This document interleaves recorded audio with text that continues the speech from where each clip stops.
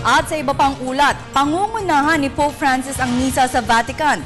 Kaugnay ng linggo ng Palaspas, inaasahang dadagsayin ito ng mga deboto. Samantala, nagkita na sina Pope Francis at Pope Emeritus Benedict XVI na sabay na nagdasal.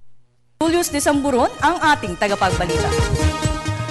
Libo-libong pilgrims ang inaasahang bubuo sa St. Peter's Square para sa Palm Sunday Mass na pangungunahan ni Pope Francis na hudyat ng pagsisimula ng mahal na araw.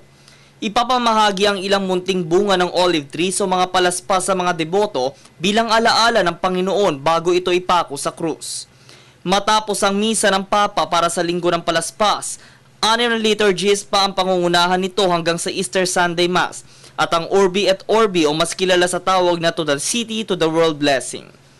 Batay sa mga impormasyon ng Vatican, nagkaharap na sila Pope Emeritus Benedict XVI at si Pope Francis. Ito ang kauna-unahan sa kasaysayan ng Katolisismo sa loob ng 600 taon, kung saan ang pinalitan at ang kapalit na pinuno ng simbahan ay muling nagkaharap. Magkatabi rin umanong nagdasal ang mga ito sa chapel sa loob ng 45 minuto. Inahalin tulad ni Vatican spokesman Father Federico Lombardi ang muling pagkikita ng mga lider ng simbahan sa isang na muling nagkita matapos ang mahabang panahon. Sinasabing nagmungkahi ng lugar na pagdadasalan at pagluluhuran si Benedict, ngunit tumanggi si Francis na mag-isang lumuhod. Sa halip ay mas ginusto niyang magkasabay sila sa isang kneeler. Tanging winika ng Papa ay ang mga katagang "We are brothers and we pray together."